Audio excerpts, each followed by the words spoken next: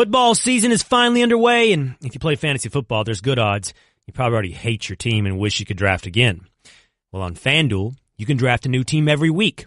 Plus, FanDuel's never been more fun or easier to play. If you're not a fantasy expert, then FanDuel's clearly the place to play because FanDuel has something for everyone, and there are more ways to win than ever before. FanDuel has a new tool called Guru to help you pick your lineup so you can make smarter picks and feel more confident going into game day. They've made it easy to find your friends and challenging them to play head-to-head contests for cash or for bragging rights. I know I'll be going on almost a week-to-week basis just to get Zeke Elliott because, man, he's going to blow up the league this year. So, new users to FanDuel can get a $20 bonus when they make their first deposit on FanDuel. Come play with me at FanDuel.com/Will Cain. That's FanDuel.com/WILLCAIN. Support for the Will Cain Show podcast comes from our friends at Rocket Mortgage by Quicken Loans. Let's talk about buying a home for a moment. Because of rising interest rates, there's a lot of unpredictability when it comes to buying a home these days. It's causing a lot of anxiety with folks. Well, our friends at Quicken Loans are doing something about that. They're calling it the power buying process. Here's how it works. Quicken Loans will verify your income, assets, and credit in less than 24 hours to give you a verified approval. This gives you the strength of a cash buyer. Then, once you're verified, you qualify for their all-new exclusive Rate Shield approval. First, they'll lock your rate for up to 90 days while you shop. Now, here's the best part. If rates go up, your rate stays the same. But if rates go down, your rate also drops. Either way, you win. It's the kind of thinking you'd expect from America's largest mortgage lender. To get started, go to rocketmortgage.com/will. Rate Shield approval only valid on certain 30-year purchase transactions. Additional conditions or exclusions may apply. Based on Quicken Loans data in comparison to public data records. Equal housing lender. Licensed in all 50 states. NMLSconsumeraccess.org number 3030. This is the Will Cain Podcast on ESPN Radio. Let's play the futures market. Let's play the quarterback futures market. If I gave you the 2016, 17, and 18 draft, if I gave you everybody from Carson Wentz to Baker Mayfield and everybody in between to start your franchise with, which quarterback would you pick? I know where I'd go. It's the Will Cain Show on ESPN Radio, the ESPN app, SiriusXM Channel 80, and on ESPN News. You can help me answer that question. 888-SAY-ESPN. It's 888-729-3776. We're going to get into the drama in New England. Once again, the drama, part 12, between Tom Brady and Bill Belichick. Ian O'Connor, a fabulous writer here at the ESPN, has a new book out called Belichick. It's a biography of the greatest coach of all time. In it, there are fascinating stories, some of which have led to conversation once again today about whether or not there's an impending divorce between Tom Brady, the greatest quarterback of all time, and Bill Belichick, the greatest coach of all time. We'll also talk about the Washington Post and their 2,000-word profile on, well, me, and whether or not they got it right. What's right, what's wrong, what's fair, what's unfair. But first, it's time for Straight Talk, brought to you by Straight Talk Wireless, best phones, best networks, no contracts. You guys know what the futures market is, right? I mean, I pretend to. I have a loose grasp of it. It's the idea that you could bet on where stock prices will be, for commodities usually. The price of coffee, the price of corn, where will it be in 60 days? Where will it be even longer? Buy in now. Set the price. High, low, wherever it moves, you take the win, you take the loss. I'm sure I got 90% of that wrong, and you can tweet me. But the long and short of it is, let's just talk about where the price is going. It's the futures market. I got to thinking about quarterbacks. And we're sort of on a roll now, man.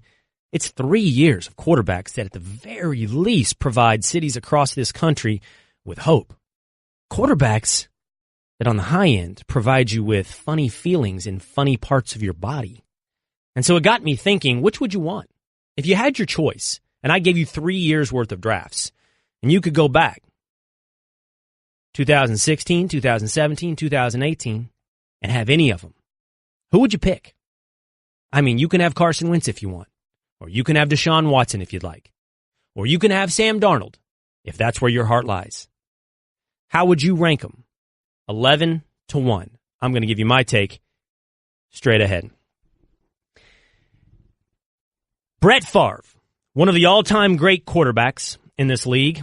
We could have a discussion on its own about whether or not Brett Favre is top 5, top 10, and where he ranks, but he had some really flattering words for the young quarterback in Kansas City. He said some nice things about Pat Mahomes. What he said is, what Mahomes has done from a touchdown standpoint is as good as anyone has ever done. That in and itself is very impressive. But I think when you take care of the ball as well as he has, or guys like Tom Brady and Aaron Rodgers do weeks in, week out, when you're virtually flawless and productive at the same time, you should consider yourself in rarefied air. That's what he's done here in these first 2 weeks. That's the great Brett Favre on Patrick Mahomes, quarterback of the Kansas City Chiefs. So I asked myself, how rarefied is Pat Mahomes' air? 3 drafts? Would he go number 1 overall? Let's tick it down. At 11th, over the last 3 years, I think the last quarterback among first-round picks and Pro Bowlers has to be Lamar Jackson. I have not yet seen that Lamar Jackson can be a quarterback in the NFL. I have seen that he's an electrifying college football player that has quite a steep learning curve to play quarterback in the NFL. As it stands today, Lamar Jackson has to be your last pick among those available. And remember how this goes. You've got Mayfield and Darnold and Allen and Rosen. You've got Mahomes and Watson and Trubisky. You've got Dak and you've got Goff and you've got Wentz. You got 11 guys. Tell me who you would take Lamar Jackson over in that pecking order.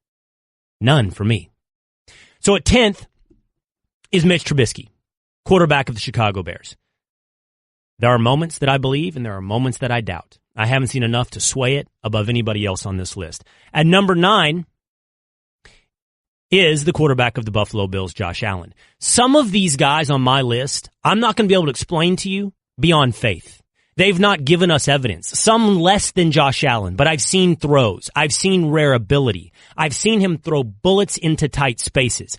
With Josh Allen, I'm going to bet on that potential over what I've seen so far from Mitch Trubisky. Ahead of him at number 8, I have Josh Rosen.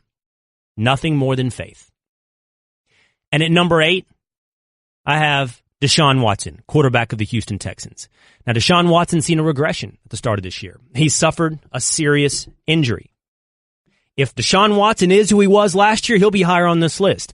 If he looks like the way he has over the first 2 games, he'll get passed quickly by guys like Rosen and Allen. Now comes the portion of the debate. I think the next 2 guys are in a tight race, and I understand whichever way you go. But at number 6 and number 5, I have it like this. I would take Jared Goff 6th and Dak Prescott 5th. I believe the difference between these 2 guys is system. I think Jared Goff's been put in the perfect system to succeed. I think he's had an offensive genius tailor an offense to his needs, to Jared Goff's abilities, and to his success. And I think the opposite has happened to Dak. Here's his head coach, Jason Garrett. First and foremost, he's a great decision maker. And then obviously he's a very good athlete and he can handle those situations and make those split-second decisions based on what he sees. And he's a very good runner. He's got a good feel for running. He's a physical guy. And again, I think, 7 or 8 times in this ball game he ran with it and they were difference-making plays. The Cowboys' record when Dak Prescott does not turn the ball over, I believe, is something like 25-1. They are remarkable when he doesn't turn the ball over. Guess what? Dak Prescott doesn't turn the ball over very much at all. At number 3 and 4 are my faith-based quarterbacks. I don't have much evidence on all of these guys, but I still believe him from what I've seen. At number 4 is Sam Darnold, quarterback of the New York Jets. I've seen it. I think it's there. And at number 3, I haven't seen much, but I'm still betting on Baker Mayfield. Baker Mayfield, I believe in, even though he's given us very little outside of preseason games. And that leads us to, I think, the second big debate on this list. Who belongs at 1 and who belongs at 2? At number 2, over the last 3 drafts, 2016, 17, 18, the second best quarterback over 3 years, the second best future, I believe, in the NFL, is the quarterback of the Philadelphia Eagles, Carson Wentz. And that means at number 1, the quarterback I would take over any other is the quarterback that Brett Favre has such lofty words for. It's Patrick Mahomes. Here's Louis Riddick. Pat Mahomes has it all. He has the sponsorship, number one, from management, from the coaching staff, and then from his own players. They respect him so much for a guy who's only making his second career start. And when he has that, coupled with the athletic ability that he has, the natural football throwing ability that he has, and then the weapons surrounding him that he has, the sky's the limit for this kid. They're going to need to score points because the defense is porous. But this guy is going to turn some heads this year, and he's going to light this league on fire, and the league needs new superstars. And I think Pat Mahomes is here to stay. Pittsburgh Steelers pass rusher Bud Dupree said, I don't think we've given Mahomes enough credit. I think he was better than we thought. I feel like his intelligence was better than we thought. We thought since he was a young quarterback, we could trick him. But he spread us out. He didn't snap the ball fast. So he was really trying to read us, seeing where our weaknesses were before he snapped the ball. Many young quarterbacks can't really check like that. He showed us otherwise. Pat Mahomes is the real deal. He's number one on my list of quarterbacks over the last 3 years. He's who you'd take first. That's Straight Talk, brought to you by Straight Talk Wireless. Nationwide coverage on America's largest and most dependable 4G LTE networks. Give me your thoughts. Who would you take first? 888-729-3776. Could this be the last year for Belichick and Brady in New England? If one of them goes, who will be left standing? Next on Will Cain Show on ESPN Radio and the ESPN app. Guys, let's be real. When you look good, you feel good. At the JCPenney wardrobe sale, you can get 50% off select men's suits separate, sport coats, dress pants, and accessories. Plus, select dress shirts, buy one, get one free. Raise your game with Collection by Michael Strahan. All the right looks to take your style to the next level. Also, save an extra 20% off with your JCPenney credit card and coupon, or extra 15% off with any other method of payment. Hurry in. JCPenney. Style and value for all. Pricing and coupon valid 9/13 and 9/23. Credit offer subject to credit approval. Some exclusions and restrictions apply. See store at jcp.com for coupon and details. Clearly, the Belichick-Brady relationship in the book is what everybody's talking about. The new book says the great Tom Brady, long worried about being, quote, pushed out, end quote, by Bill Belichick. Because he did it with everyone. I was always fascinated by how he pulled it off, how this human being turned it around in New England. It's not as simple as Tom Brady walking into his life. It can't be that simple. There's one excerpt. There's one quote in this new book by Ian O'Connor entitled Belichick that I don't think enough people are talking about. There's one statement by a Patriots assistant that I think is absolute and utter idiocy, malpractice, inane. And I'm going to go off on this in just a moment here on the Will Cain Show on ESPN Radio and the ESPN app, SiriusXM Channel 80, and on ESPN News. You can join the conversation, 888-729-3776. I just laid out for you my quarterback futures market. If I gave you 3 years' worth of drafts, 2016, 17, and 18, and you could have any of the quarterbacks over that time frame, who would you take first? Who would you bet on? Who's got the best future ahead of him? Because my list, at least from 6 to 1, reads like this. 6, Jared Goff. 5, Dak Prescott. 4, Sam Darnold. 3, Baker Mayfield. 2, Carson Wentz. And the number 1 overall pick from the last 3 years that I would bank on is Patrick Mahomes. Now, listen, I understand what people are going to say. I know the argument. Slow your roll, man. 2 games, 2 starts. You were big on the hype train when it came to Watson and Garoppolo, but look at you when it comes to Mahomes. Now, probably somebody goes, oh, of course, he's a Texas guy. Let me explain to you something. I have no doubt there will be a correction for Pat Mahomes. He's going to have down moments. But don't give me, I'm not buying this, the NFL is going to adjust to Mahomes. I've read and I've seen these first 2 games, they've thrown every defense they can at him. Man-to-man, zone, try to confuse him with movement. He sat there calmly and dissected them. Bullets down the seam to Travis Kelce. Bullets down the sideline between the safety and the cornerback. This dude will make you feel things. He'll make you feel things that you didn't know men could make you feel. This is the quarterback of the future. Stay hard. Tweet the show through the 1-800-Flowers.com Twitter feed at Will Cain Show. Nothing makes up for your football obsession like a fresh and beautiful bouquet from 1-800-Flowers.com. Right now, 1-800-Flowers is offering 36 autumn roses for $36. To order, go to 1-800-Flowers.com/ESPN. Dustin in Virginia, you're on the Will Cain Show. Hey, Will, first of all, I'd like to say I really like the show. I listen most days when I can. Thanks, man. But I want to say that your homerism towards the Cowboys, man, killing me. Killing me, man. I understand. What did I do wrong this time? Well, it's the Dak. You got Dak a little high on that list, I believe, in my opinion. And between the Cowboys Super Bowl pick and then Dak being this high on the list, it's just, come on, man. You got to be realistic, though. But, Dustin, who did I put Dak above that you think got done wrong? I mean, who did I give you that should be above Dak? Goff? Rosen? Watson? Trubisky? What are you criticizing me for specifically? Well, I think you can make a fair argument for any of those guys, really. No.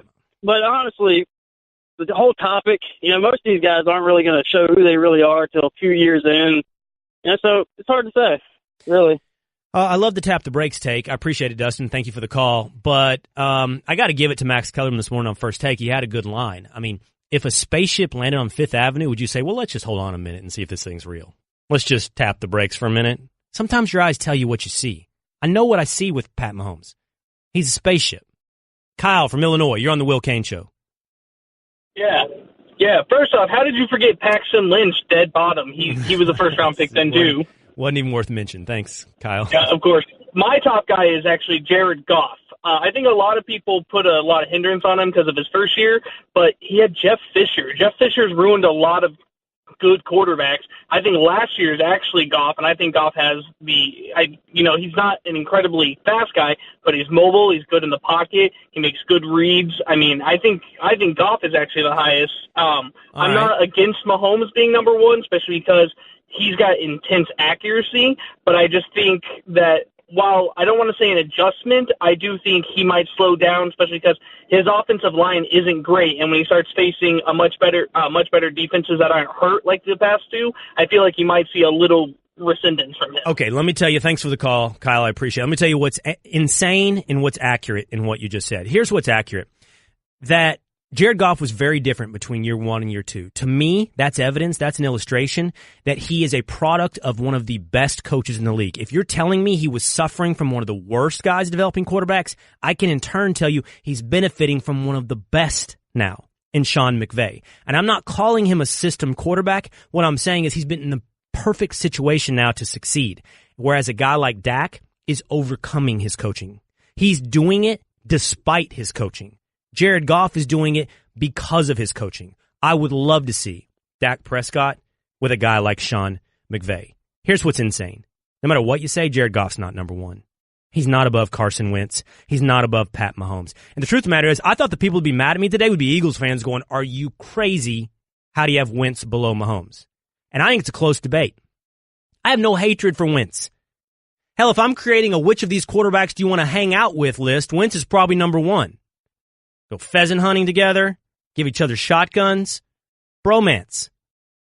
For that matter, let's see, it would go probably Wentz 1, Darnold 2, Dak 3, somewhere in that range, I get to go hunting with Wentz, fishing with Dak, surfing with Darnold.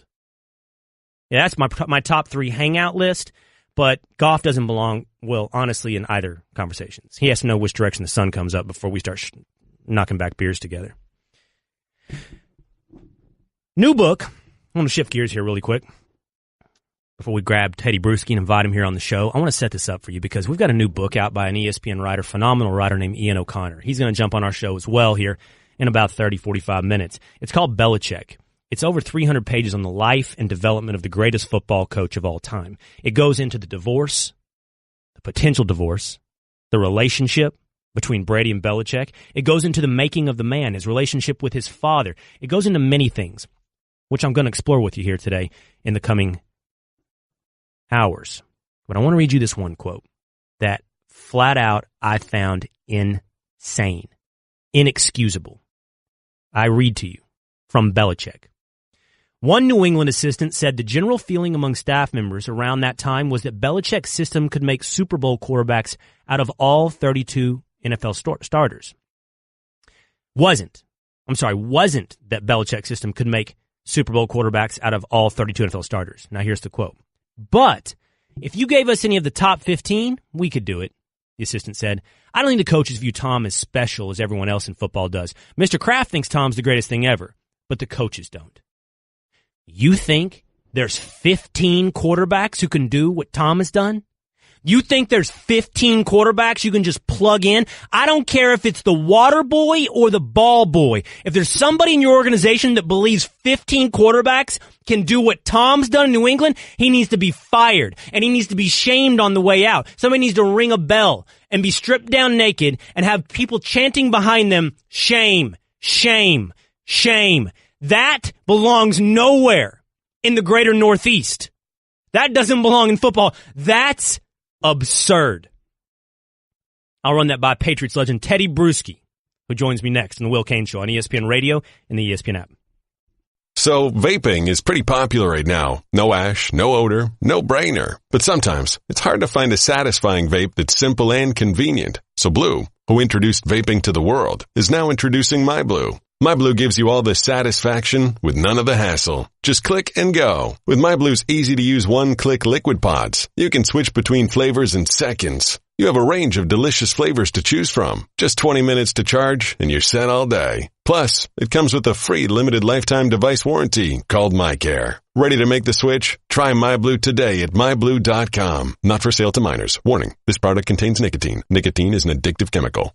I mean, you want to make me angry? I mean, swear to God, this makes me want to fight somebody. It makes me want to fight you guys. Let me be clear about this. I tell you, it's absolute insanity that somebody inside the New England Patriots organization, and I don't care if his job is to carry the laundry back and forth from the basket to the washing machine, says there's 15 quarterbacks in the NFL that could do what Tom Brady has done. And you guys, Cerruti, Mike A., you're like, makes a little sense to me. Are you... I mean, we're going to fight. I mean, seriously, I want to fight you. I want to punch you.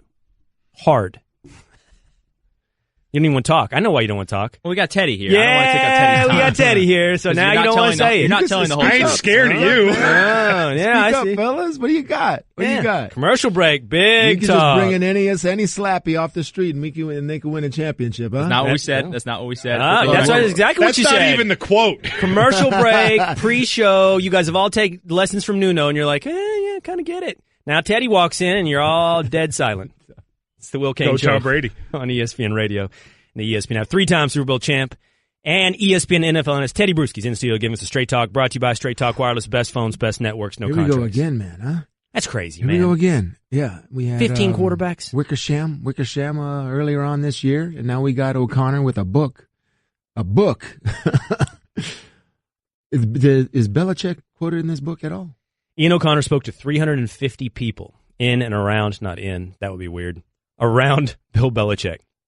Did not talk to Bill Belichick. Tried. I talked to Ian today. Okay. Belichick declined an opportunity to talk. Okay. All right. What you seem surprised. Like you don't think Bill Belichick's worthy of a deep dive of 350 pages? I mean, the book's called Belichick. I'm just saying, is there any Belichick in it? And there's no Belichick. Yeah, but if I talk to 350, let me ask you a question. If I talk to 350 people that knew Teddy Bruschi, do you think I'd come out with a good, round, well-drawn picture of Teddy Bruschi? That's well put. Yes, you would. Sure. Do you really? It's possible. Yes. Can I tell you something? Very possible. Yeah. Yesterday, because I like to talk about me, there was a profile about me in the Washington Post. Oh, really? I spoke to the guy. Oh, you spoke to him. Okay. Yeah. And I still don't think it's an accurate picture of me. And it was from you. Okay. I'm glad you put it to me that way. All right. 350 people. That's a lot. That's a lot. Do you think... I was not one of those 350 people. You were not? No, I wasn't. Okay. No. Okay.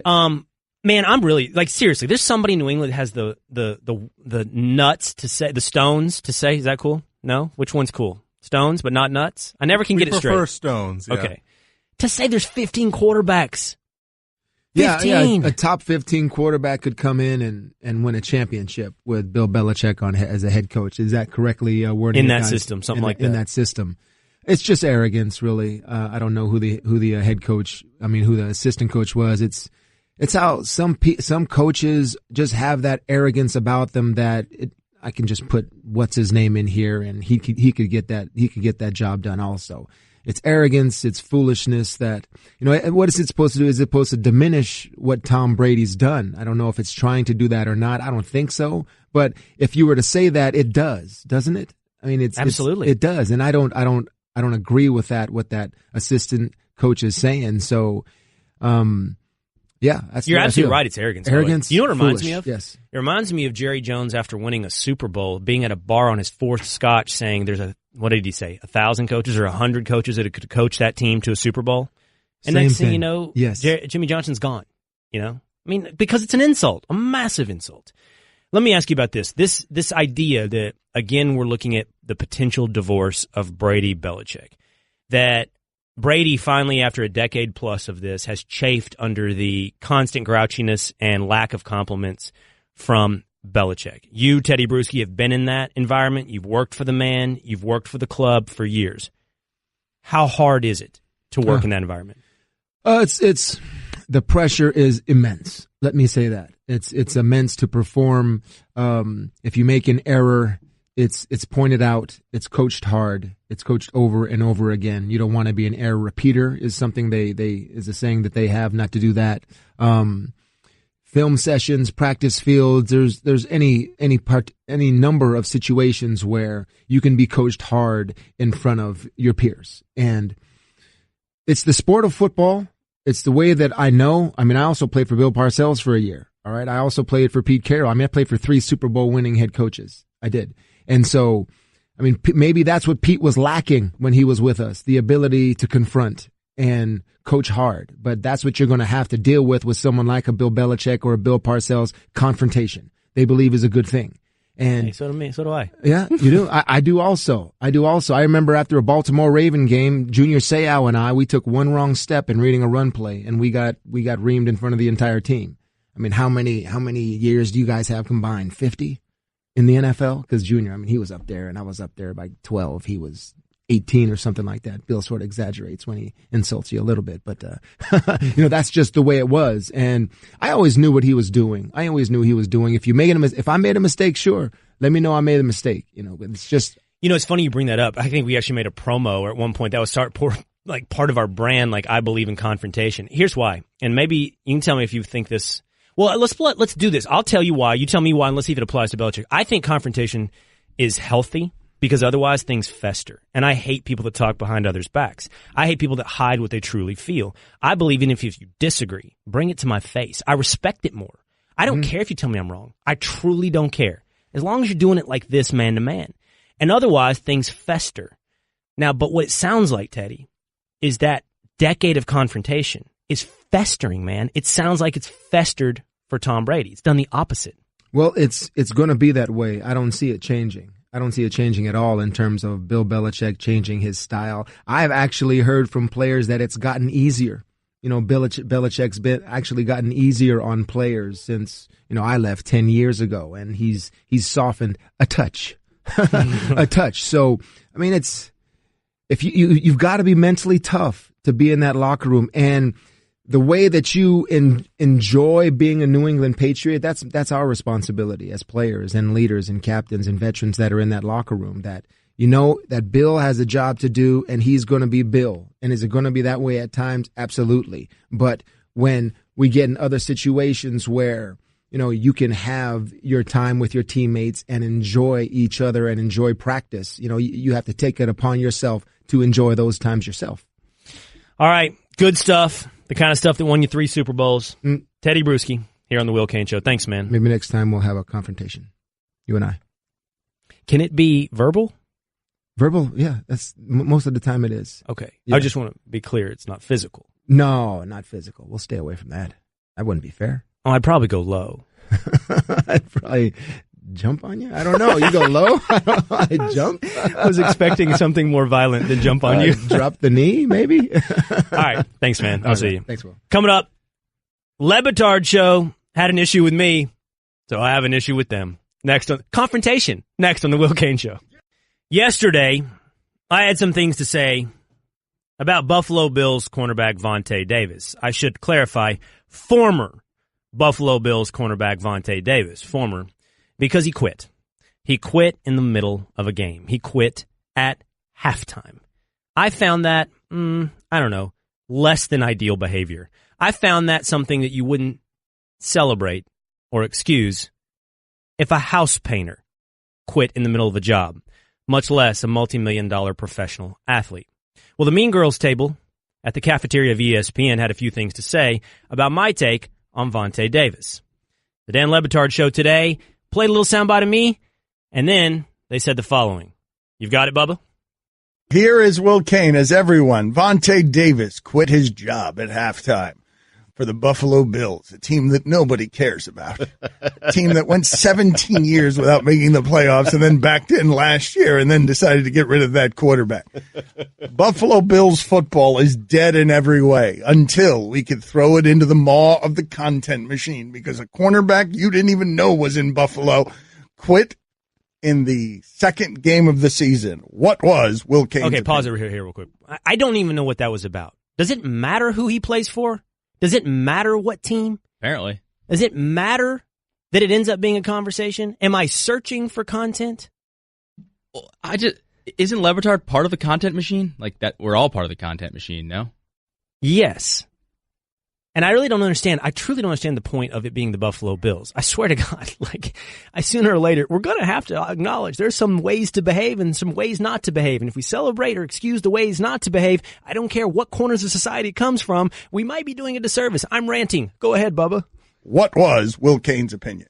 I'm blown away by how many people on social media, how many people with microphones, how many people on this network thought that's over the top. That's not right. You know what Vontae Davis quitting on his teammates at halftime is? You know what that is? That's LOL. That's funny. Everybody wants to quit. You know what it is? What are we doing celebrating people failing to live up to a minimum bar of responsibility when getting paid millions of dollars? Explain to me why that's LOL, why that's laughable. Explain to me how Vontae Davis, not retiring, can we be real for a moment? He didn't retire at halftime. You know what he did? It's a different word. It's a four-letter word. I've heard this stuff. This is me. I remember this. What is going on? What, they respond to this in a second? Skip me. I've heard enough of me. Go. Mike, go ahead and hit Will Cain with one of the greatest insults this show has. Straw man. Who's celebrating what Vontae Davis did? There's someone on our network celebrating this? I don't know. Not that I'm aware of. A guy quit for the Buffalo Bills, and we've cast down judgment on whether or not... I think people are just laughing at the Bills there, aren't they? No, I don't know. Is that what they're doing? Just laughing at the Bills? Did I create a straw man? Did nobody actually celebrate, or at the very least, excuse what Vontae Davis did? Did I draw that out of thin air? Was I doing that radio thing where you create a false argument to knock it down, that you pretend like people hold a certain opinion, and then you slay it? Did I create a straw man? Did I do that? Was I doing radio? Or did I play this right before I said that? Look at the reaction to Vontae Davis in that locker room. A guy's body hurts. He quit his job. People do it every day all around America. The football locker room behaved like a soldier on the front lines had run into the shadows away from the fight. Those people in that sport view nothing more as a crime, nothing more of a crime than you're unreliable. I'm sorry. Did I create a straw man? Or did I listen specifically to what Le Batard had to say and respond to his statement?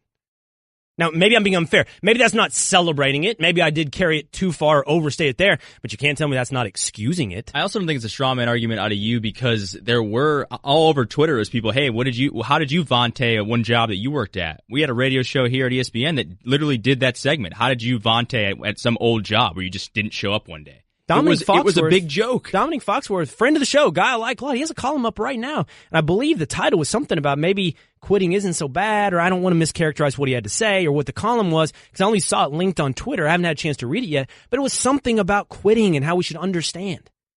I mean, I don't think football is special. I want to be clear. Like, being unreliable in football is equally as bad as being unreliable as a janitor. Like, you drop your mop in the middle of your shift, you let a lot of people down. Didn't really hold up to your end of the bargain. I don't really feel like that's hot takes for the content factory. And I certainly don't think it was a straw man. I think I listened. I try to listen to what people say. But as always, I'm open to being told when I'm wrong. Will Cain Show on ESPN Radio is presented by Progressive Insurance. Commercial insurance through Progressive protects your business and your dream. Choose from over 30 coverage options at progressivecommercial.com. I saw somebody say that's the most Will Cain sound. That's the most Will Cain has ever been. I think I got beat. Is this more Will Cain than Will Cain? And if I say my name in the third person and both of them again, punch me. This is Tanner Farmer, Nebraska offensive lineman. The way I look at it is you're always going to have some guys on a team that resist buying in. This coaching staff has set a precedence of what they want, what they expect, and we have a good group of guys that are leading the way, setting the standards, but you always have a few guys that just aren't quite buying in. And that can be the difference between winning and losing games by a few points. It can be the difference between winning by 30 points or losing by 20 points. You'd be surprised how big of a difference a few guys not buying in can take on a team. So he's pretty much saying that any guys that aren't buying in, either buy in or move out for the guy who's going to buy in. It's Rudy. You sent that to me because you thought that was the most Will Cain sound you'd ever heard? That's the Willisha. Tanner is a member of the Willisha, like a card-carrying member. Buy in. Come on. Doesn't that go against everything Vontae Davis did? Buy in. Every man to the last man. Buy in. We wonder why the Bills suck. What's that? We wonder why the Bills suck, because they got guys quitting. Not everybody bought in. Bought in. Bought in. Bought in. Joe Biden. Thank you for listening to the Will Cain Podcast. You can listen to the Will Cain Show live weekdays at 3 Eastern on ESPN Radio and on the ESPN app. The Will Cain Podcast. Guys, let's be real. When you look good, you feel good. At the JCPenney wardrobe sale, you can get 50% off select men's suits separate, sport coats, dress pants, and accessories. Plus, select dress shirts, buy one, get one free. Raise your game with Collection by Michael Strahan. All the right looks to take your style to the next level. Also, save an extra 20% off with your JCPenney credit card and coupon, or extra 15% off with any other method of payment. Hurry in. JCPenney. Style and value for all. Pricing and coupon valid 9/13 and 9/23. Credit offer subject to credit approval. Some exclusions and restrictions apply. See store at jcp.com for coupon and details. Football season is finally underway, and if you play fantasy football, there's good odds you probably already hate your team and wish you could draft again. Well, on FanDuel, you can draft a new team every week.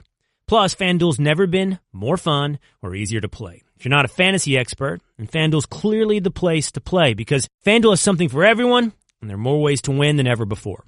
FanDuel has a new tool called Guru to help you pick your lineup so you can make smarter picks and feel more confident going into game day. They've made it easy to find your friends and challenging them to play head-to-head contests for cash or for bragging rights. I know I'll be going on almost a week-to-week basis just to get Zeke Elliott because, man, he's going to blow up the league this year. So, new users to FanDuel can get a $20 bonus when they make their first deposit on FanDuel. Come play with me at FanDuel.com/Will Cain. That's FanDuel.com/WILLCAIN. Support for the Will Cain Show podcast comes from our friends at Rocket Mortgage by Quicken Loans. Let's talk about buying a home for a moment. Because of rising interest rates, there's a lot of unpredictability when it comes to buying a home these days. It's causing a lot of anxiety with folks.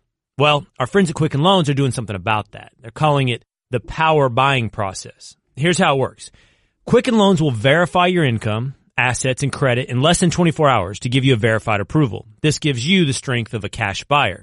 Then, once you're verified, you qualify for their all-new exclusive Rate Shield approval. First, they'll lock your rate for up to 90 days while you shop. Now, here's the best part. If rates go up, your rate stays the same. But if rates go down, your rate also drops. Either way, you win. It's the kind of thinking you'd expect from America's largest mortgage lender. To get started, go to rocketmortgage.com/will. Rate Shield approval only valid on certain 30-year purchase transactions. Additional conditions or exclusions may apply. Based on Quicken Loans data in comparison to public data records. Equal housing lender. Licensed in all 50 states. NMLSconsumeraccess.org number 3030. This is the Will Cain Podcast on ESPN Radio. If Bill Belichick and Tom Brady are headed for a divorce, if one of them is headed out of town, who do you bet's left standing? Because I'm here to tell you, I think Tom Brady's a survivor. I think you could picture Bill Belichick on a different sideline. The Will Cain Show on ESPN Radio, the ESPN app, SiriusXM Channel 80, and on ESPN News. You can join the conversation, 888-729-3776. By the way, Golic and Wingo will be live from Philadelphia this Friday in advance of Colts Eagles, part of ESPN Radio's Fall Football Tour, brought to you by Ice Cold Dr. Pepper, the official drink of Fansville. A little bit earlier in the show, I read for you what I found to be an absolutely egregious, inexcusable comment from somebody on the New England Patriots staff. This according to Ian O'Connor, who has a new book out entitled Belichick. Ian O'Connor will be joining us shortly here on the Will Cain Show. According to him, one New England assistant said that in 2014, when the Patriots drafted Garoppolo, the general feeling among staff members around that time wasn't that Belichick's system could make Super Bowl quarterbacks out of all 32 NFL starters. But, and I'm quoting now, if you gave us any of the top 15, we could do it, the assistant said. I don't think the coaches view Tom as special, as everyone else in football does. Mr. Kraft thinks Tom is the greatest gift ever, but the coaches don't. This is, well, as my friend Stephen A. Smith says, blasphemy. Let me try that again. This is blasphemy. This is nuts. This is insane. This is inexcusable. You cannot tell me, and I don't care what job this guy has. I don't care how low on the totem pole he is. I don't care if he has minimal responsibilities that he could drop in the middle of his shift. I don't care if he gets celebrated and clapped on ESPN Radio for quitting in the middle of his job. You need to fire him. If he quits in the middle of his shift, call him back and then fire him for believing this. And you guys in our pre-show, before Teddy Bruschi showed up, I'm not talking about that moment when Teddy Bruschi showed up and you all clammed up and were afraid to reiterate your position. But I'm talking about pre-show, commercial break, Cerruti, Mike A. That one, during that moment when you said, I think they're onto something there. I swear we may fight in this segment. Okay, first off, the reason that we didn't want to talk during the Bruschi segment, I'll fully admit, I'm scared of Teddy Bruschi, but that's not the reason that I didn't want to talk in that segment. It's because we have about 8 minutes with Teddy Bruschi, and I don't want to take up any of that 8 minutes. So I didn't want to feel like I needed to take 2 minutes to defend myself. I will now. You, first off, mischaracterized what we said. It wasn't that any old person, you made it seem like they'd win 5 Super Bowls and that Brady was garbage and was overrated. That's not what we're saying. The quote insinuates that they believe that they would be able to win a Super Bowl with any of the top 15 quarterbacks in the league. And I think that's 100% true. Super Bowl. Here's the Not quote. 5, 1. Here's the quote. They could make Super Bowl quarterbacks out of 15. Any of the top 15. I rest my case. You rest your case? You've made no argument. You just reiterated Nick what Foles they is a said. Super Bowl quarterback. Please. I believe that the Patriots, without Tom Brady, and an average to above average quarterback that's not named Tom Brady, could win one Super Bowl. That's not that ridiculous. It is ridiculous. It diminishes what Tom Brady has done. It takes for granted the greatest quarterback of all time. It's not. And the New England Patriots have not run out rosters like the Philadelphia Eagles did in the past year. This has been a team that has been reliant upon Tom Brady, at least over the past decade, at least in 2014 when this quote was uttered, when it was said. They won 11-5 with Matt Castle. 11-5. Dude, don't look. They won games with Jacoby Brissett, Jimmy Garoppolo. Dude, they could win. I had no idea. One Super Bowl. I had no idea. That's what I'm surrounded by. I had no idea. And if you think this is going to be like some kind of revelation for me that's going to be hard to deal with, I just want you to know, I deal with this on First Take on a day-in, day-out basis. You guys might as well start arguing for the cliff. You guys are making Kellerman-esque arguments. You're bringing up Castle. You're bringing up Brissett. I'm bringing up so many Super Bowl rings you can't lift your hand off the table. I'm talking about Tom Brady, and you're talking about 15 guys? Man, this is unforgivable. Unforgivable. We are not saying he would, a random top 15 quarterback would win 5 Super Bowls. Say what you're saying. Because you're so absurd. You're not even taking our literal argument. I'm absurd. So essentially, you're taking the Brady is better than Belichick argument. You think Brady, it's more Brady than Belichick. So that brings us to the next part of this conversation. By the way, the Will Cain Show is presented by Progressive Insurance. Remember, you can listen to all 3 hours of the show on your phone, on your ESPN app. I believe they're both the greatest of all time at what they do. I believe Tom Brady's the greatest quarterback of all time. I think Tom Brady's the greatest football player of all time. And I think Bill Belichick's the greatest coach of all time. I believe this, Rudy. I know you want to talk some more, but just hold on for a second. I believe that, and Molly Karam asked me this on First Take this morning, I believe that if this thing's headed for a divorce, it's Tom that stays in New England. It's Bill that will be gone. I'm not telling you that he'll get fired, but I'm telling you that if it's so hard to work for Bill Belichick, if his style of play has caused, or his style of coaching has caused Tom Brady to chafe, don't believe that only works its way down the totem pole. It's hard for people above Bill Belichick. It's hard for Robert Kraft. It's hard for him to deal with stuff like this, according to Ian O'Connor. It came down to Garoppolo's presence and also 17, 18 years of being coached in an unforgiving way by Belichick wore Brady down. 17, 18 years of Belichick has wore Brady down, and I ask you, you don't think that's worn down others? You don't think that's worn down Kraft? I think this, Rudy. I think if you told me which gives you a better chance to succeed over the next 3 years, Josh McDaniels as head coach and Tom Brady at quarterback, or Bill Belichick at head coach and Brian Hoyer at quarterback, I'll take the first option. I'll do you one better. And I think the Krafts will as well. Let's flip this on its head. If you lose Belichick, Hold on. you replace, what are you doing over there just nodding along to everything? Every time I look smart, over, Rudy's making some argument, rational. and Mike A's in the corner just going, I'm just happy I don't have to speak. Rudy's making great points. Rudy goes, I'm afraid of Bruschi. Mike A's like, Well, who is absolutely afraid of Teddy Bruschi? Who here isn't afraid of Teddy Bruschi? First off, he's terrifying. That's rational. But let me flip this on its head. If you replace Belichick with a top 15 NFL head coach, how many Super Bowls did the Patriots win? I don't know. Did they win one? I'm not going to say yes to that. But I'm not the absurd one saying they do it without Brady.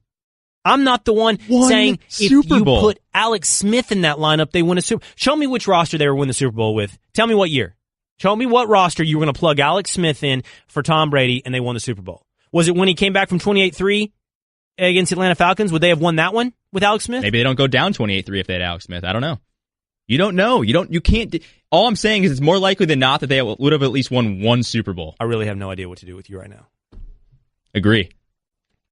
You think it's because you've made some astounding argument. I think it's because you're off the reservation and I don't even know how to respond. It's crazy. Quit it.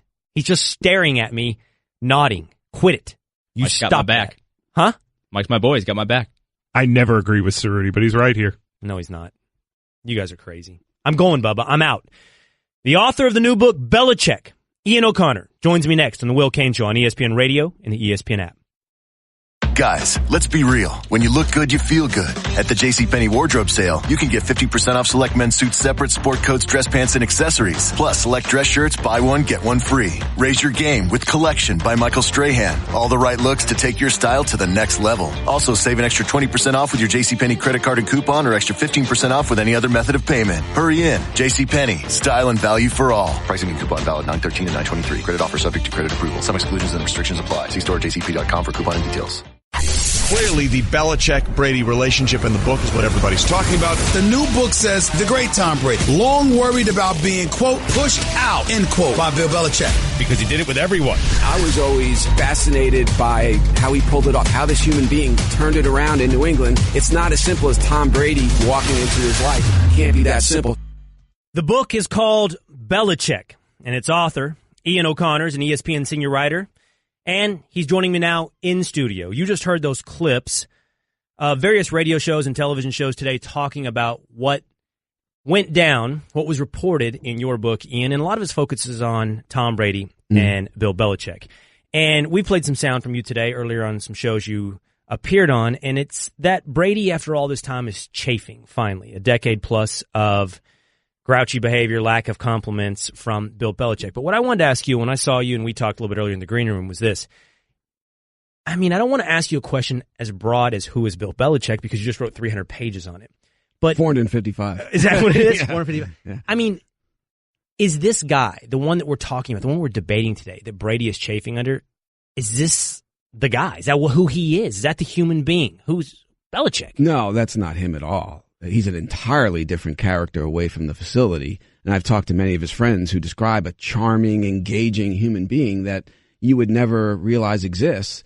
And some of those friends actually want him to show that in public view, but he won't. You know, most celebrities and public figures, they show their best side in public and hide their worst side in private. Bill does the reverse. He shows you his worst side in public and his best side is hidden in private. It's a weird dynamic. And I think he's trying to just, I know from talking to people, he's trying to set a tone for his entire program and franchise, all of his players, give them nothing, no extra information, not one morsel. And that's why he's that character every day at the podium. Character. You said that to me earlier. He's playing a character. That's correct. Podium. That's not who he is. But this gruff, grouchy, suck it up kind of guy, that's a guy that was developed a long time ago. You have a story in there dating back to his college days about how Bill Belichick became this kind of guy. Right. Well, he had a practice in his sophomore year where a coach in that practice lined up 3 players against him and basically blew him up 10 to 12 times until his leg snapped.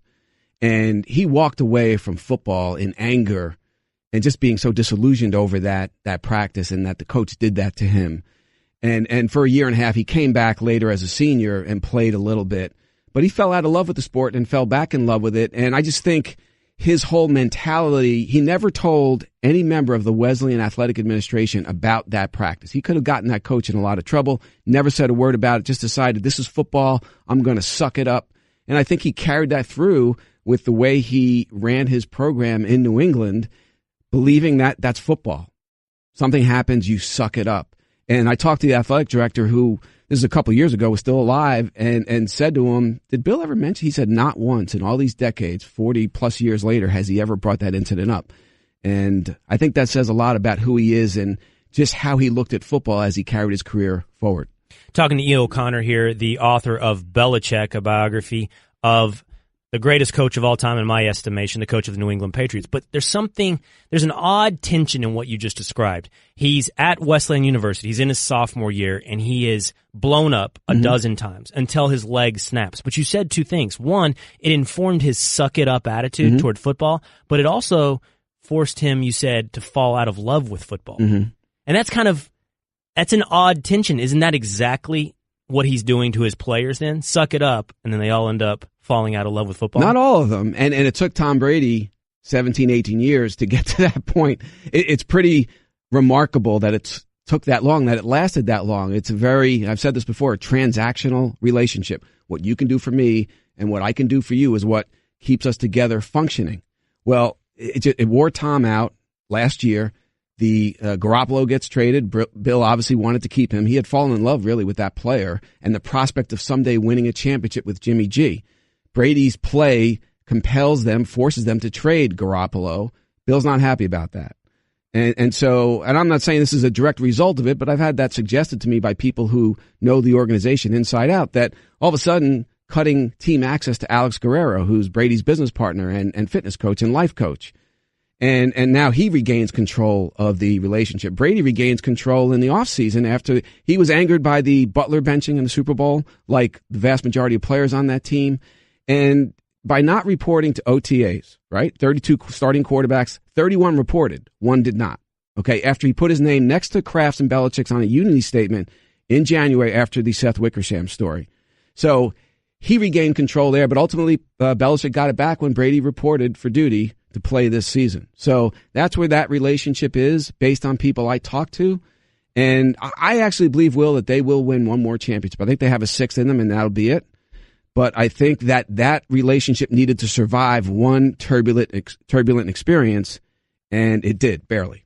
Talking to Ian O'Connor, the author of Belichick, here on the Will Cain Show. You said he was in love with the idea of winning a championship with Garoppolo. Why? For his legacy, to show he could do it without Brady? Yeah, because look at his record without Brady. Okay, I was at the game in the first Sunday after 9/11. The Jets in Foxborough. The Patriots had gone 5-11 in Belichick's first year. They're 0-1, and now they lose to the Jets at home. They're 0-2. So Belichick has lost 13 of his first 18 games. Bledsoe is out, the $100 million quarterback. Brady trots in, and the rest is history. So he knows that narrative is out there that if Brady doesn't save you in 2001, you might get fired at the end of that season. Robert Kraft was worried that he would have to do that. He didn't want to do it, but he was worried if it's another 5-11, I got a new building going up, I can't have this. So I think Bill is very proud of 2008 and going 11-5 with Matt Castle. And I think he's proud of what he accomplished in developing Garoppolo. And I think that's part of the reason why he placed them with an offensive coach he respected, because I think he wants Jimmy G to play really well in San Francisco and maybe win a championship or two, thinking that that will help Bill's legacy. Is Belichick so focused on his legacy, Ian, that you can imagine him coaching somewhere else outside of New England to prove this exact point you're describing? No, because I think if he was going to do that, he would have this offseason tried to get out, right? If Brady's coming back, he was not happy with the way last season unfolded. He was not happy with Robert Kraft's comment on NFL Network the Sunday of the AFC Championship game against Jacksonville when he talked about everybody's got to keep their egos in check. He believed that was aimed at him. So I think at this point, surviving last year, it's funny that we're talking about it as a disaster when they lost a one-possession game in the Super Bowl where Tom Brady threw for over 500 yards. But now he's a young 66. He still seems to really enjoy what he does. He has high energy. I see him coaching into his 70s. And I think in New England. With his organization. With this organization. And maybe he outlasts Brady, who I think now still has some years left. But we'll see how that plays out. One last thing for you, talking to Ian O'Connor, author of Belichick. We were in the green room and you were talking to me about one of the stories nobody's really latching on to or talking about today, maybe because it was some years ago, was what went down with Spygate there in northern New Jersey when it all went down. Tell me about that story. Right, Giant Stadium, the opener, 2007, Jets-Patriots. 3 figures emerge in the Patriots camera guy who is illegally filming the Jets coaches on the sideline. His camera gets confiscated. This is in the first half. And the dispute gets carried into a security office in Giant Stadium. Jets on one side, Patriots security chief Mark Briggs on the other. There were 3, there was an FBI agent. There were 2 New Jersey state troopers, including an undercover cop in the room. They refereed this. Now, guys that you said had gone undercover in the Genovese crime family. One of them did. Yeah, he infiltrated the Genovese crime family, and the guy's a piece of work. It was a real New Jersey character. So anyway, they're the referees. If they decide that the Patriots are arguing that that's our camera, you're stealing it, we want it back. The Jets are arguing this is corporate espionage. That camera belongs with the NFL. So these 3 figures, Pat Aramini, the undercover Genovese crime family guy, Jim Cran, and Bob Bukowski, the FBI agent who investigated the 9/11 terrorists, they're deciding whether or not Spygate's going to happen. If they gave it back to the Patriots, it never would have happened. I think Belichick would have shut down the program because he realized, wow, that was close. We can't ever do this again. And that really changed the way America looked at his program. And his legacy, which, talking to you today, is very clear that's important to him. His legacy, how he's viewed. All right, Ian O'Connor, author of Belichick. You can go pick it up in bookstores, everywhere books are sold, online. Next Tuesday in bookstores, on Amazon right now. Okay. Thanks a lot, Ian. Thanks, appreciate Will. it, man. Yep. Coming up, speaking of journalism, the Washington Post did a profile on me that came out yesterday. You know what we're going to do? We're all going to sit around the campfire and break it down together. Next on the Will Cain Show on ESPN Radio and the ESPN app. So vaping is pretty popular right now. No ash, no odor, no brainer. But sometimes it's hard to find a satisfying vape that's simple and convenient. So Blue, who introduced vaping to the world, is now introducing MyBlue. MyBlue gives you all the satisfaction with none of the hassle. Just click and go. With MyBlue's easy-to-use one-click liquid pods, you can switch between flavors in seconds. You have a range of delicious flavors to choose from. Just 20 minutes to charge, and you're set all day. Plus, it comes with a free limited lifetime device warranty called MyCare. Ready to make the switch? Try MyBlue today at MyBlue.com. Not for sale to minors. Warning, this product contains nicotine. Nicotine is an addictive chemical. ESPN doesn't have a voice like mine. Will Cain's View from the Right. That's the headline in the Washington Post. A 2,000-word profile introducing you, or those who don't know me, to what it is I do here at ESPN. The author is a guy named Ben Strauss, a guy I sat down with, had dinner, talked to on the phone a couple of times, and then talked to, I don't know, half a dozen people that know something about me. To be quite honest, I got to tell you, it's all very, very odd. It's a foreign thing. The truth of the matter is, like, A, I'm flattered. I'm flattered that anybody would be interested enough in writing something about me that finds me interesting enough to tell you about me. I truly find that. No false humility. Flattering. I also find it incredibly odd. Like, look, man, I haven't been doing this that long. I certainly haven't been somebody that the Washington Post would call and say, hey, let me write something about you. Well, ever. And I'm like you, and this is the way this goes down. It's really weird. You go, you sit down with a writer. In this case, we had dinner. He asks you some questions. You talk about your life for a good 30 or 40 minutes. And then they call, I don't know, half a dozen people that might know you. Some that might like you, some that might not. And they all say things about you. Imagine it in your life. I mean, take a cross-section of 6 people who've had some experience with you and a 45-minute conversation, and it's kind of funny, the funhouse mirrors picture of yourself that comes out. I'm not saying that Ben Strauss got me all wrong. He didn't get me all right either. I think clearly Ben should have spoken to 350 people that know Will Cain. Then we would have had a pretty good article. That's the work of Ian O'Connor in his new 400-plus page book on Belichick. Can you imagine a 400-page book on Will Cain? It would be absolutely not a bestseller. It's just a weird thing, man. And the truth of the matter is, I sit here today and I'm like, go check it out at WashingtonPost.com and you will learn some things about me, perhaps how I got here, what I did before this, some of my personal background. But the truth is, like, I don't love all of it. I mean, I don't love this. I don't love... With his conservative bona fides, Cain may offer a much-needed intellectual diversity to a network that leans left. Or he could be a sop to conservatives at a network desperate to quiet its critics, including those in the White House. Or maybe Cain's just good TV. Am I here? Am I sitting before you today simply because I have a different political point of view than most? Or is it because I'm actually good at this job? Now, I'd like to believe I earned this. I'd like to believe I might be able to do this at a fairly high level. Feel free to tell me I'm wrong. 888-729-3776. But I'd like to believe that doing 3 hours of solo hosting a day and 2 hours of debating with one of the best, if not the best in the business, Stephen A. Smith, my bona fides in sports have been established. Or, I'm going to tell you this, or I deserve an Academy Award for acting. Because I'm doing 5 hours of top tier fake a day. Sean Penn ain't got nothing on me. I mean, it sounds like, according to the article, your bona fides of sports haven't been established. There are some. That seems to be a pretty big issue with people here, right? Anonymous people, I guess. Well, except for one. You're talking about Stephen A. Well, yeah, Stephen A's quote followed by several ESPN staffers. Yeah. It said something like this. I gotta scroll down here to find it. I got it here, yeah. Oh, read it for me. Smith did not hesitate when asked what he liked to debate with Cain, the social and political issues, he said. If it's a sports conversation, he can't hang. It's like a train running over somebody. Now, I'm going to be honest with you. Wow.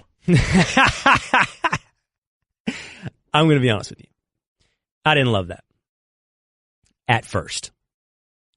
But you got to be, and I say this, I think, earnestly, honestly, and I think with my eyes wide open, my friend, Stephen A. Smith, you have to have thick skin. You got to be a big boy like he's given me advice before. Stephen A. would say that about anybody and to anybody. Yeah, I agree. I think when I first read that, I think that's just Stephen A. being Stephen A. Like, I don't think it matters really who he was talking about. Right. If it was about Max, and he was going to say it that same way. That's just who he is. And the truth of the matter is, I've heard behind the scenes that Stephen A. gave a 20-minute interview where he said really, really kind things about me, including that he was proud of me and that if you debate Will Cain, you better come prepped or he'll eat your lunch.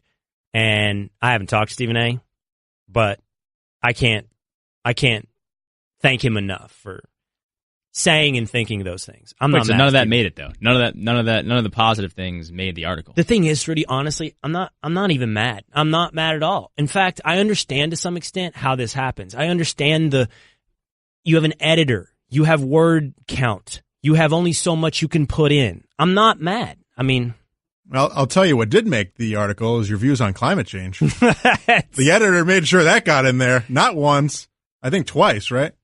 It was just. And it was the lead. I didn't love that. That's the lead. Let's just lead with climate change. That should be good. Says Will Cain is halfway into a riff on climate change. It makes it sound like all you do is sit around and talk about climate change. I am talking about climate change because you asked me. Yeah, I was going to say, now, change. the way it's written, were you just kind of sitting down there talking, or he specifically asked about climate change? Dude, I truly treat every interaction as a one-to-one conversation. I try my best with this microphone. I certainly do when I'm talking to you guys. Like, I'm thinking, okay, you ask me a question, I give you an honest answer. We're going back and forth here. We're being real. I'm not thinking in my head, how will this turn into a projection of me? I'm not giving a riff on climate change. I'm answering your questions. Now, is that the same? Were you giving a riff on Clay Travis, too, or? I was asked a lot of questions about Clay. And I gave my honest answer about Clay. You admire him. I didn't, apropos of nothing, go, and another thing. Before we order, let me tell you this. I admire Clay Travis. Now, look, though, Ben Strauss is a really good reporter. He's a guy out there who's done good work. I believe he wrote a great profile on Ted Cruz. I think he had a piece in mind. And I think this isn't the piece he had in mind. You know who also didn't like it? What? The commenters. Oh, they didn't like me. Oh, they didn't like me. Yeah, I pulled a few if you'd like to hear some. Well, do we have time? You want to do this when we come back? Oh, we should do it next. I'm just trying to have clock integrity here. Yeah, no, we should do that, yeah. That was really a bad call by you. It's way past. And you no, it's called a tease. I was teasing it. That's actually a great job by me. Do we have... I heard... Yes, we better get it. There's some anonymous sources in there. And you guys have been on the Sherlock Holmes tip about this, trying to find those anonymous sources, right? Get them. That's next on The Will Cain Show on ESPN Radio and the ESPN app. You got something to say to Will? Call The Will Cain Show now. 888-SAY-ESPN. Zach from Las Vegas. You're not even going to let me have my wins, huh, Zach? Will Cain, huge fan. I am unsure how the executives at ESPN let someone who is so unequivocally wrong all of the time host their own show on the air to feed lies to the American people about what is right and what is wrong when it comes to anything related to sports.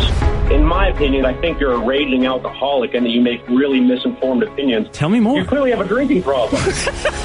I'm not even going to cut you off. Tell me more. What else? Tell me more of my problems. I think that you might be addicted to opioids as well. Your eyes are pretty pinned on a regular basis. And another thing about climate change. That reminds me. Have you seen the IPCC models? It's the Will Cain Show on ESPN Radio. Just riffing about climate change. Classic Will. We're talking about here the Washington Post profile on yours truly. By the way, one of my favorite lines was by the former ombudsman here, who, by the way, that was a great one. I've never met the that dude. One. I don't even know the dude. Never met him. What was his quote about me? He's not so obviously a nut. Gee, thanks, Bob. Correct, yeah, exactly. Am I here because I'm good at talking sports? Am I here because I'm a sop to conservatives? Also, how good could this profile be of you if the writer didn't realize you're an alcoholic/opioid addict? He didn't figure that out. I know. You were pointing out, Bubba, that the comments under the article have been very, very favorable. Yeah, I checked out a few. First one, so remember the article was, ESPN doesn't have a voice like mine. Will Cain's view from the right. One of the first comments was, ESPN doesn't need a voice like his. Someone else said, Will Cain is what you get when Tucker Carlson takes an interest in sports. That's, unoriginal and unfunny. What about, he's the guy at the party that says there is no racism because Obama. Well, first of all, your parties suck. What? But are you that guy? Well, why are you talking about that at a party? A, I don't think I'd respond that way, and B, I don't want you at my parties. Do you come around explaining societal ills to me, or do we knock back a few trash can punches? New parties, please. Go ahead. Two more. This guy is an idiot. Most of ESPN's talking heads are awful. Should never have gotten rid of Chris Berman. Okay. And the last one here. Why is this ignorant clown even talking about climate change? Leave that to the climatologists. Exactly. Come on. I know. Exactly. It's the Will Cain Show on ESPN. By the way, you talked about whether or not I have any sports knowledge. That was something. Look, one of the things, and this was just said to us during the commercial break, so I can't steal on my own, but you never really get a full view of the media until you're the subject of the media. Then you're like, oh, that's how that goes, huh? Oh, you say it that way and it comes out this way. There's this part about you guys read the Stephen A. Smith thing. I want to get back to the anonymous sources. That's what I wanted to read. There's some kind of anonymous sources here at ESPN? Yeah, so Stephen A. went on record basically saying that you don't know anything about sports. He didn't just say that. Well, we've clarified that. Sure, all right, yeah.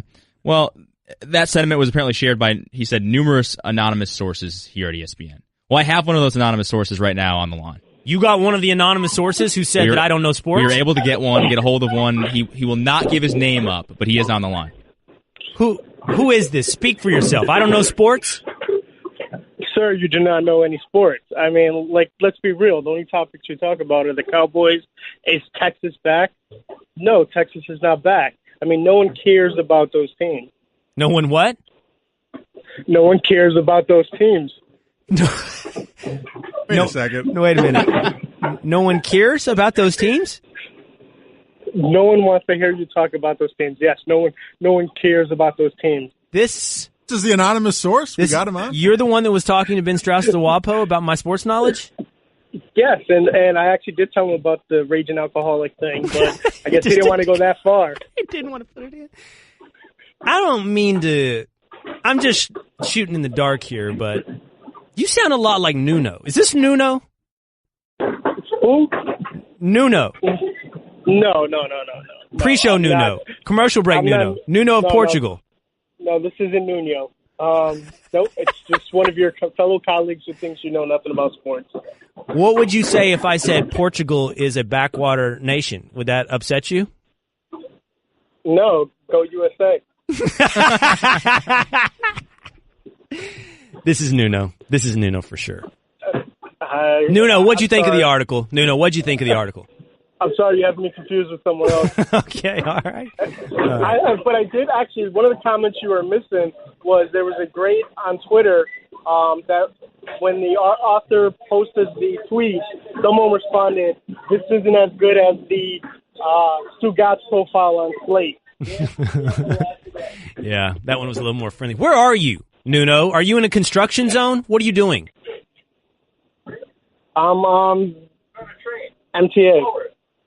I'm getting yelled at by some dude on the train, even though we're not on the quiet car. So you are Nuno. Oh, you had to fight him because you're not on the quiet car. Go get him. Go Portugal. All right. All right, later. Thank you. So there you have it. Wow. Who would have thought he was the anonymous source? Honestly, it makes sense. Of course it does. The evidence has been here for a long time. Honestly, if he didn't call Nuno, it's not well sourced. You know, on or off the record. Fair and balanced, right? If he didn't call Nuno, it's just simply inaccurate. He holds us to account on the show. Why wouldn't he hold us to account in the Washington Post? Figured he'd be man enough, though, to put his name on it. Can I tell you honestly what I think happened here? I'm being real, okay? I think the idea for this article was something different. I think it was probably pitched as, hey, here's this dude. He's a political hack. He's over here talking sports. ESPN's using him as a shield. I'm betting that's how it got the green light through the editorial process. I understand to some extent how pieces are given the license to go ahead. Hey, there's an interesting guy who's kind of different in ESPN. Nobody gives a green light to. Okay, there's a guy who knows sports and debates really well. No one says, oh, go do that piece. I'll give you 1,000 words. No, they give the first piece the green light. And I hung out with the guy. I liked the guy. I think the guy might have kind of liked me and realized I was somebody different, and it took the teeth out. I think that the piece didn't end up being what everybody thought it was going to be. That's my guess. And I'd still have a beer with Ben Strauss today. Maybe I'll do it this weekend. Thank you for listening to the Will Cain Podcast. You can listen to the Will Cain Show live weekdays at 3 Eastern on ESPN Radio and on the ESPN app. The Will Cain Podcast. Guys, let's be real. When you look good, you feel good. At the JCPenney wardrobe sale, you can get 50% off select men's suits separate, sport coats, dress pants, and accessories. Plus, select dress shirts, buy one, get one free. Raise your game with Collection by Michael Strahan. All the right looks to take your style to the next level. Also, save an extra 20% off with your JCPenney credit card and coupon, or extra 15% off with any other method of payment. Hurry in. JCPenney. Style and value for all. Pricing and coupon valid 9/13 and 9/23. Credit offer subject to credit approval. Some exclusions and restrictions apply. See store jcp.com for coupon and details.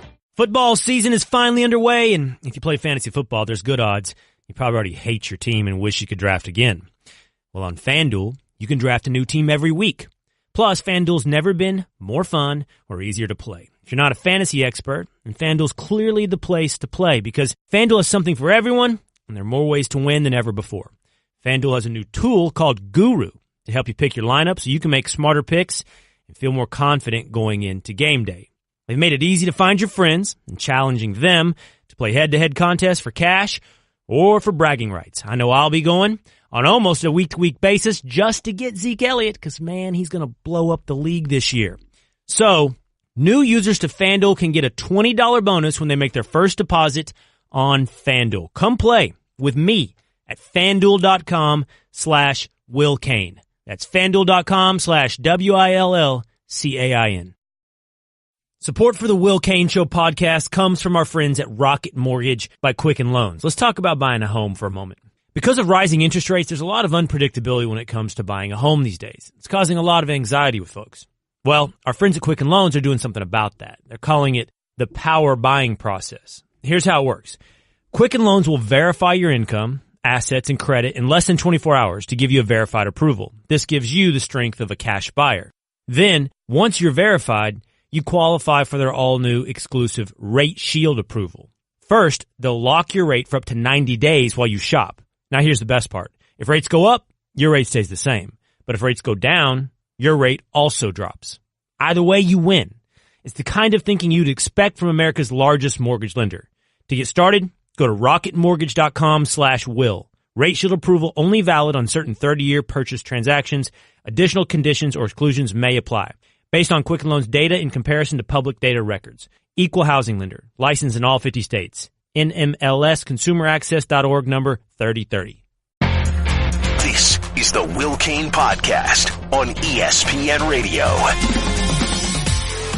Let's play the quarterback futures market. If I gave you the last 3 drafts in the NFL from 2016, 17, and 18, from Carson Wentz to Baker Mayfield and every Patrick Mahomes in between, if I gave you all of those years and said, take your pick, start your franchise with whoever you'd like, where do you go first? Who would be your first draft pick? I know who mine would be. That in just a moment here on the Will Cain Show on ESPN Radio, the ESPN app, SiriusXM Channel 80, and on ESPN News. 888-729-3776 is our telephone number. We've been workshopping this idea here on how to manage your quarterback situation for it feels like several weeks, trying to narrow in exactly where you want to be.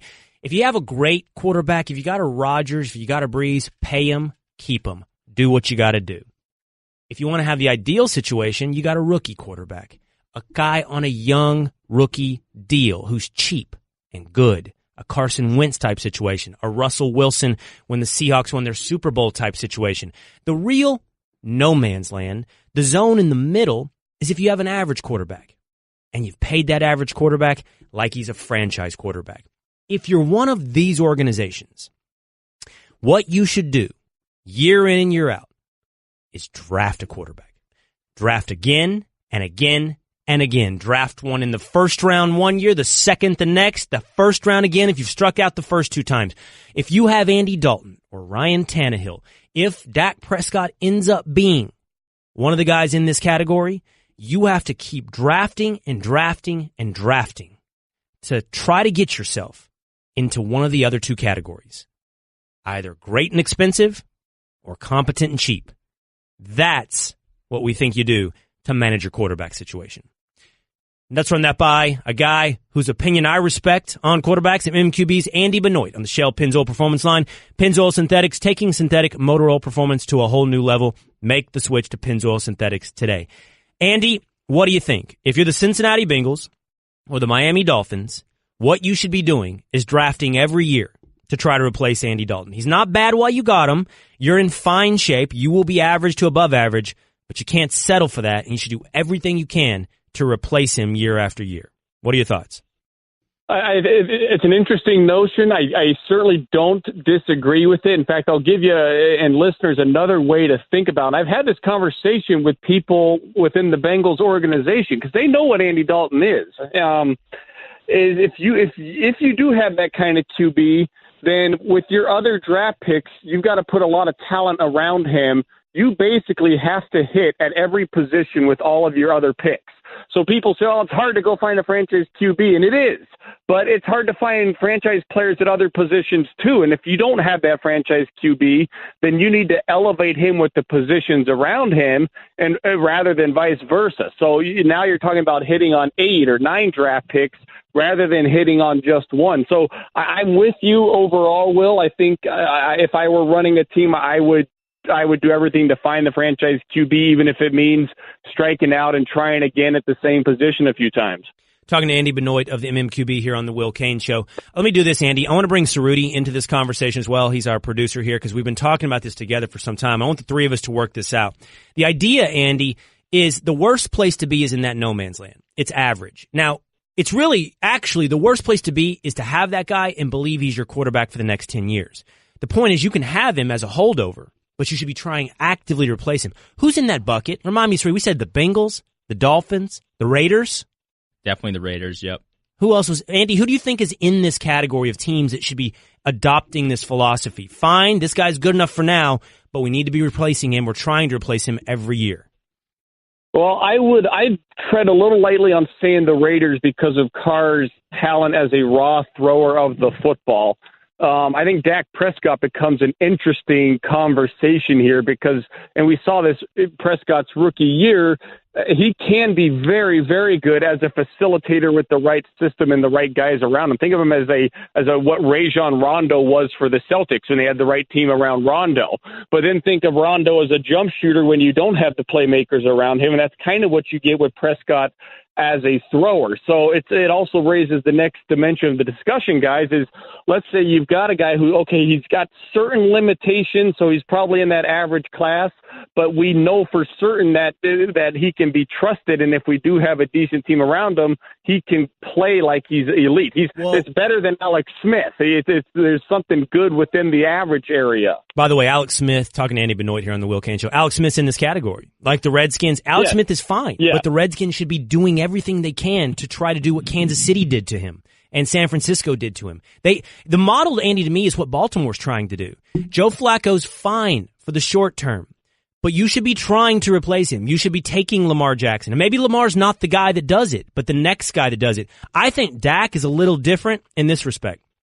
Andy, I believe the Cowboys with Dak, the Titans with Mariota, they are about to enter that category, right? They're about to have to pay these guys, and they have to ask themselves, who are these guys?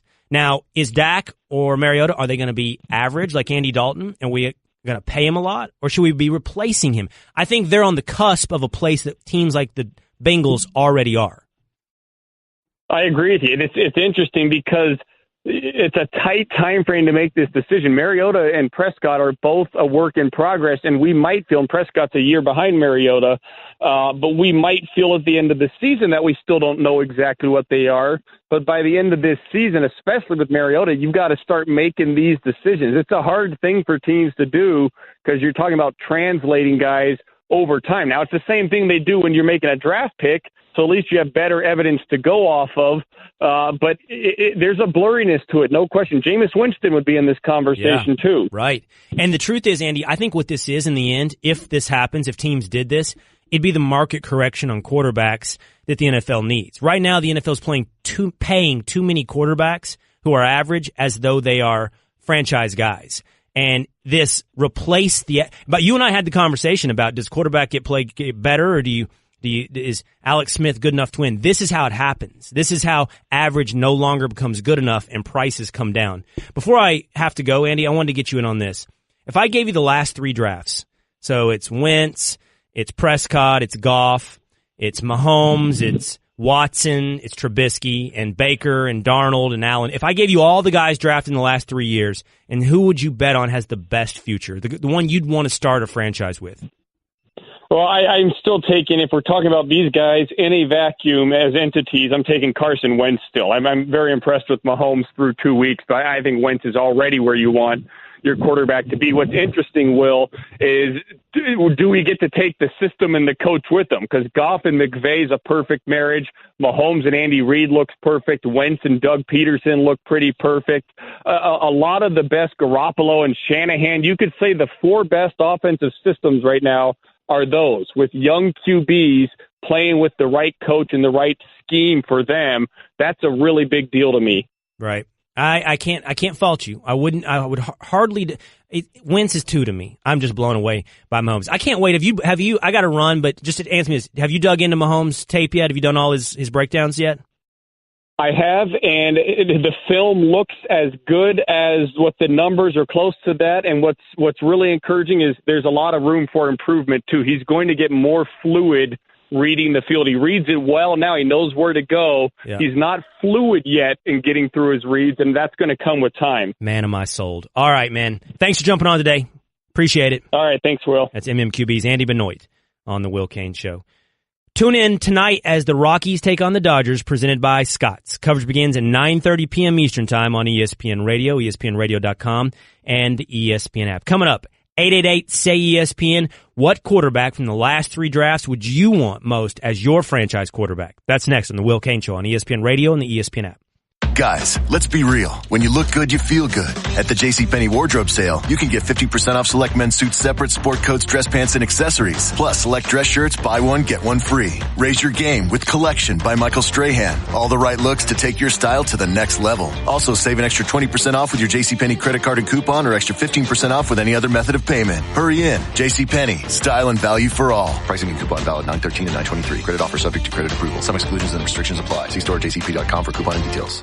I'm playing the quarterback futures market with you. If I gave you the last 3 drafts to build your franchise around, everybody from Wentz to Mayfield and everyone in between, who would you pick?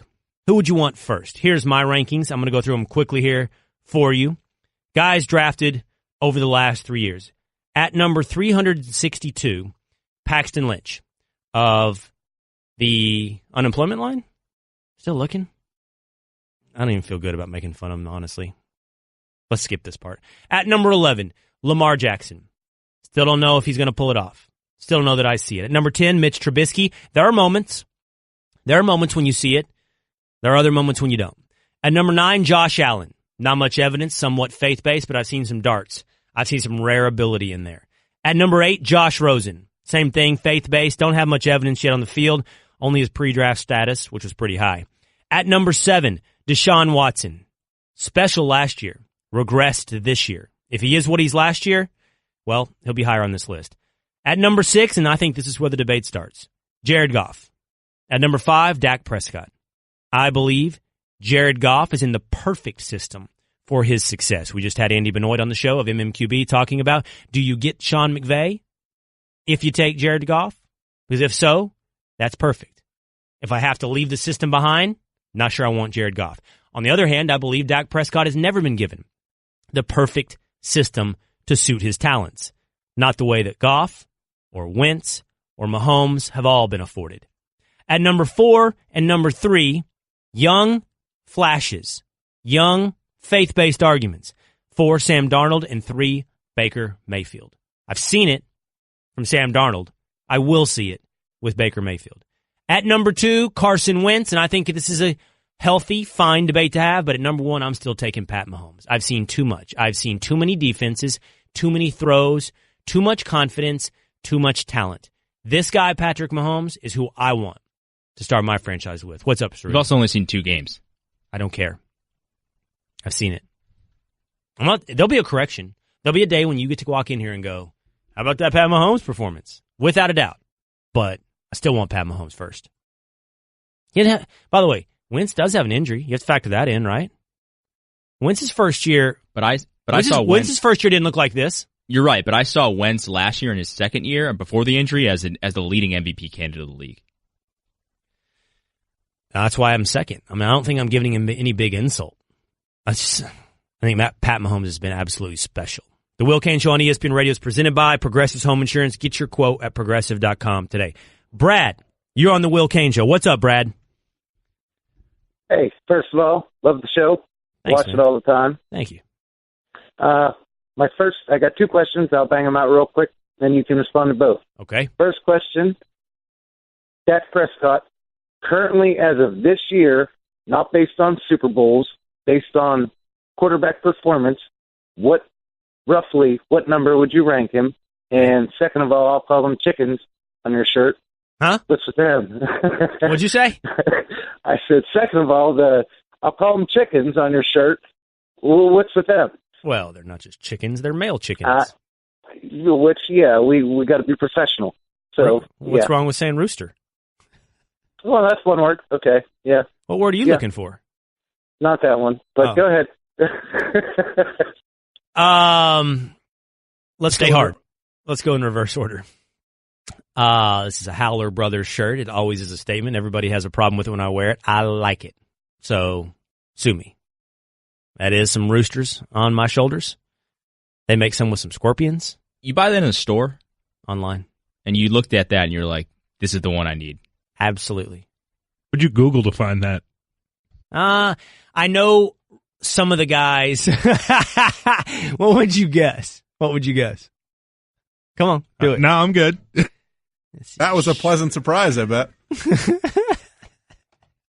Let's put it this way. I was looking for something else, and this popped up. I could use one of those. No, I know the guys that started, or I know roughly some of the guys involved in this company, and I dig what they do. It's like a Texas/surf together culture, and it's Aloha Cowboy. Yeah. And number one, he asked about Dak Prescott. What do you mean about Super Bowls? What he's asking is, how is Dak Prescott this year? Correct? I mean, that's like no, don't factor in where he was his first year or second year. Is that fair? Is that what he's trying to get at there? I think he might still be there. Is that what you mean? How big the body is. Huh? Well, he's got a big body. So like Mahomes is pretty up there. Yeah, he's number one, I said. Yeah, you could say that, yeah.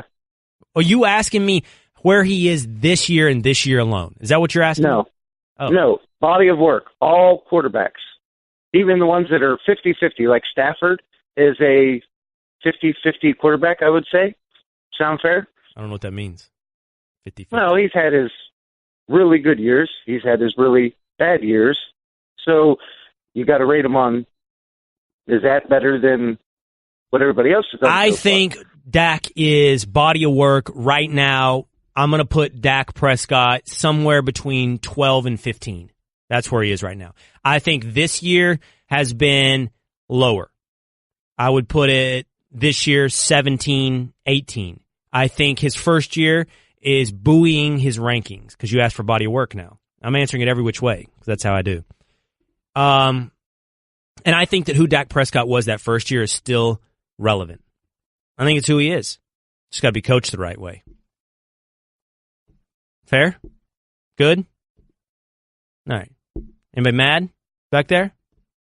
Want to talk about my shirt again? Any more comments from the Washington Post article? I can probably find more. I bet you can. Stay hard. Coming up, Bill Belichick and Tom Brady look once again to be headed for divorce. There's a new book out by Ian O'Connor entitled Belichick, and it says Brady has been worried since Garoppolo was drafted that Belichick would be pushing him out the door. Who would you bet on if you said Brady or Belichick? Last man standing. That's next on the Will Cain Show on ESPN Radio and the ESPN app. Support for the Will Cain Show podcast comes from our friends at Rocket Mortgage by Quicken Loans. Let's talk about buying a home for a moment. Because of rising interest rates, there's a lot of unpredictability when it comes to buying a home these days. It's causing a lot of anxiety with folks. Well, our friends at Quicken Loans are doing something about that. They're calling it the power buying process. Here's how it works. Quicken Loans will verify your income, assets, and credit in less than 24 hours to give you a verified approval. This gives you the strength of a cash buyer. Then, once you're verified, you qualify for their all-new exclusive Rate Shield approval. First, they'll lock your rate for up to 90 days while you shop. Now, here's the best part. If rates go up, your rate stays the same. But if rates go down, your rate also drops. Either way, you win. It's the kind of thinking you'd expect from America's largest mortgage lender. To get started, go to rocketmortgage.com/will. Rate Shield approval only valid on certain 30-year purchase transactions. Additional conditions or exclusions may apply. Based on Quicken Loans data in comparison to public data records. Equal housing lender. Licensed in all 50 states. NMLSconsumeraccess.org number 3030. Clearly, the Belichick-Brady relationship in the book is what everybody's talking about. The new book says the great Tom Brady, long worried about being, quote, pushed out, end quote, by Bill Belichick. Because he did it with everyone. I was always fascinated by how he pulled it off, how this human being turned it around in New England. It's not as simple as Tom Brady walking into his life. It can't be that simple. The Will Cain Show on ESPN Radio, the ESPN app, SiriusXM Channel 80, and on ESPN News. Ian O'Connor has a new book out entitled Belichick. There are several revelations. Got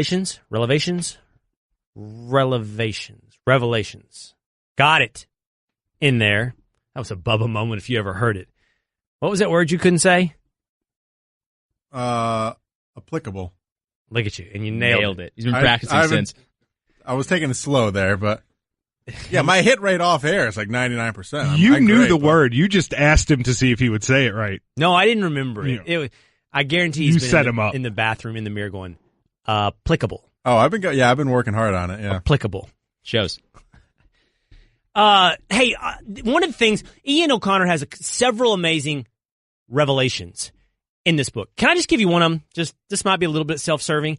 You remember when I said, hey, Tom Brady owes it to the Patriots to stick around. He ran out of town, and I love Tom Brady, but I'm just telling you the way it is. He ran out of town the competition. He got them to get his heir apparent out, choose the future, and sell it for the present. Hot take. Ladies and gentlemen, I present to you. Yeah, as a result of your great thing, we have a new open, so thank you for saying that. Yeah, I say that he owes New England. He has to stick around. You can't run Garoppolo out and then retire. You owe New England. And that is a hot take, right? That's ridiculous. Thank you. Let's just start by saying, so great. When has Tom Brady ever said, I'm not into... What do you want me to start? Restart this, because the beginning of this cut is awesome. Okay, what? Hey, Golic and Wingo, here's a cut about Will Cain. What do you have to say? Here's Will saying that Tom Brady needs to stick around out of forcing them to trade Jimmy Garoppolo. He owes it to New England to not retire the year after. He might need to stick around a few years. That's ridiculous. Thank you. Let's just start by saying... Hold on, you're right. It's so good the way to start. It's so good. Hold on. I think Tom Brady owes the Patriots a few years after getting Garoppolo sold out of town. That's ridiculous. Thank you. Let's just start by saying... When has Tom Brady ever said, I'm not into this football? Well, that's exactly. And even, when has he ever even remotely said that? And he hasn't. When has he said he's only going to play a couple of more years? He hasn't said that either. He said retirement is closer than before. Yeah. Even if he went 4 more years, he's played 100 already. Yeah. Of course it's closer. And by the way, he owes them nothing. Nothing. Yes. Nothing. Whatever the Patriots decided to do with Robert Kraft and helping Jimmy Garoppolo go along his merry way, that wasn't because of what they thought is going forward. That was because of what Tom Brady has already done for them. Let's be clear about that. How am I giving you hot takes? Am I living in a crazy town? Am I taking crazy pills here? There's a 400-page book sitting here talking about he's about to give up football. He didn't want to come back another year, that he's chafing under the pressure. I'm the hot take guy. Nothing. No thing. Nothing. And now, this from Ian O'Connor. I don't have it teed up. Jeez, where is it? Where I was reading it this morning, and I was like, oh my God, that's what Ian O'Connor says in his book? Do you have that, Cerruti? He said that he couldn't retire after he was chafing under the pressure of Belichick, right? And he couldn't then walk away from the game, no matter how bad it had gotten, because an angry mob would come after him. There it is. I got it. Right here. Okay. This is so freaking good. But in the end, even if he wanted to, Brady could not walk away from the game, and he could not ask for a trade. That's ridiculous. The moment Belichick moved Garoppolo to San Francisco and banked on Brady's off-stated desire to play at least into his mid-40s was the moment Brady was virtually locked into suiting up next season and beyond. Had he retired or requested a trade, he would have risked turning an adoring New England public into an angry mob. Nothing. Is this what vindication feels like? Is this vindication? Or is this a hot take turning into reality? I'm not sure. I don't know how to debate these. ESPN's very own Will Cain. All right, I need to move on. One thing I do know is you've used chafing like too many times today. Chafe. It's just an uncomfortable word. Gold bond. Chafe. I've noticed there's not that many people that work here that like you. So, hey, let me ask you this. If Brady and Belichick, if this thing does go divorce, like is suggested its potential in Ian O'Connor's new Belichick book, I think Brady wins. I think Kraft has already cast his lot with Brady. We know which way this goes.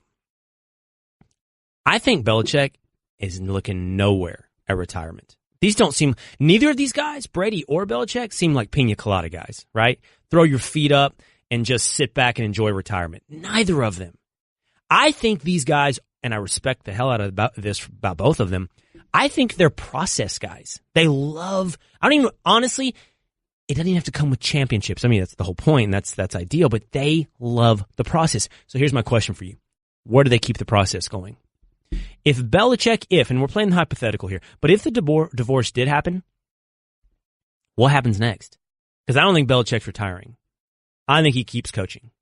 If Brady wins and Belichick's out, I think he keeps coaching. And I'm going to tell you something. Here's the teams I could picture Bill Belichick coaching. The New York Giants.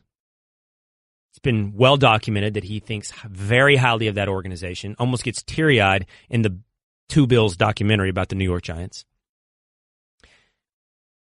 The Green Bay Packers. I think a lot of this would be about spite and vindication and showing you can win it without Tom Brady. And no better way to do it than to go coach the quarterback who's in the biggest debate on a day-to-day basis about who's the best quarterback in the NFL. Go take that guy and win a Super Bowl with him. Take Aaron Rodgers to Super Bowl championship. The Cleveland Browns. You already saying no about where I'm going or where I've been? I don't think that helps him if he goes to the Packers and wins with Rodgers. Because he'd be like, oh yeah, well, cool. Belichick just hopped on the bandwagon that is Aaron Rodgers. Like that doesn't prove his point. If he won with Eli, Aaron Rodgers won Super Bowl in his career. Belichick would get plenty of credit for turning them into a Super Bowl. Plenty. I think Browns is interesting. I think things back on the up and up. I think people are creatures of habit. I think he'd like to see that little circle be squared. Is that what people say? Square that circle? Why do they even say that? But the point is this. I think he might make that little story arc come together. And, by the way, the Browns roster's on the up and up. And I know I think the final option, the fourth, is the Dallas Cowboys. And I know you're going to say, oh, Jerry Jones. Jerry did it once. He gave it to Bill Parcells. He gave that control over when he knew it meant needing to win another Super Bowl. When he tried to have some big personality come in and get him back on track. I think Jones would do it for Belichick. And I think Belichick wants big stages usually. I think most big egos do. Cowboys, Giants, Browns, Packers. Those are teams I could see Belichick going to. What teams, if it went the other way, could you see Brady refusing to hang it up and playing a few more years? That's next on The Will Cain Show on ESPN Radio and the ESPN app. Feel the Cain. Will Cain. All right, so my list is top 5 90s frontmen, parentheses, who are no longer living. Okay. Eddie Vedder, Billy Corgan, these guys are not applicable. That's not a word. They're not what? Never mind. No. Somebody grab that. Somebody grab that, please. Damn it.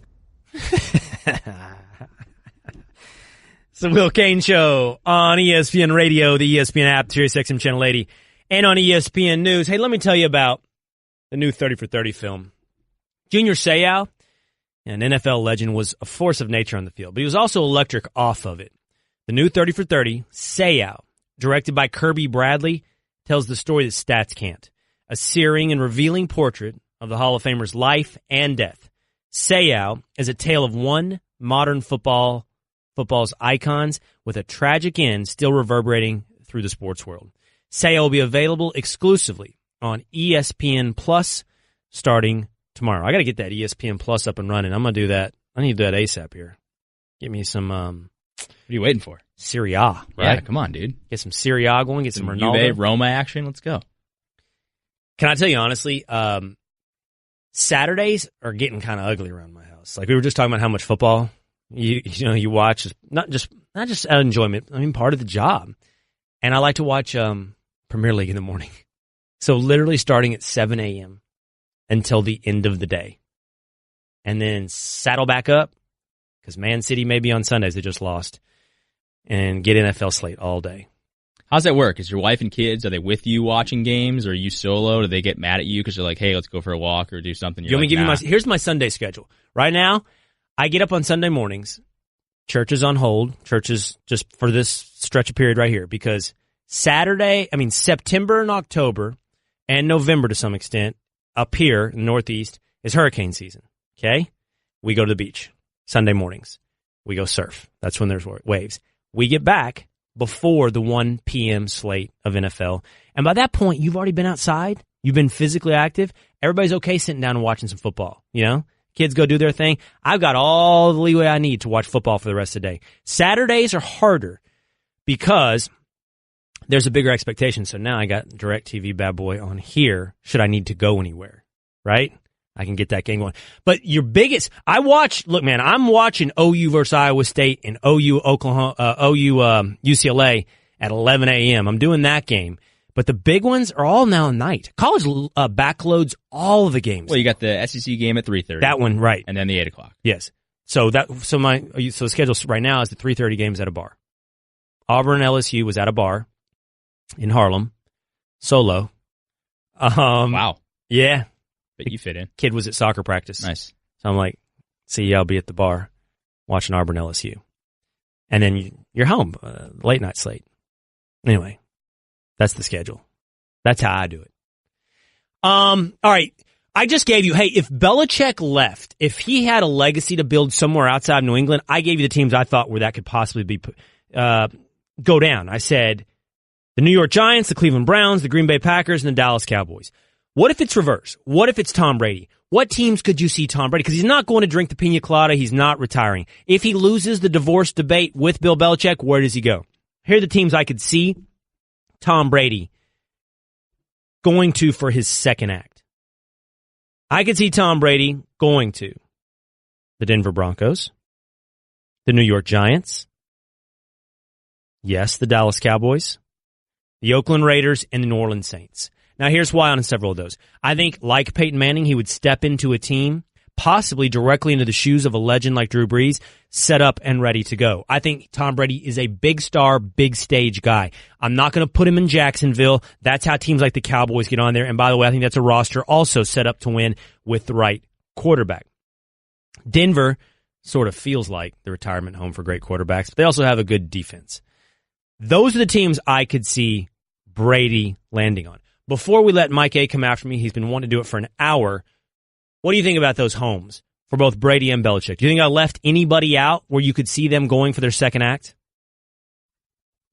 I mean, I don't love the Belichick, like I said, too. Now, Mike A disagrees with me here with the Belichick to the Packers because I don't think that's a win for him. I feel like a win for him would be do it with a mid-level quarterback.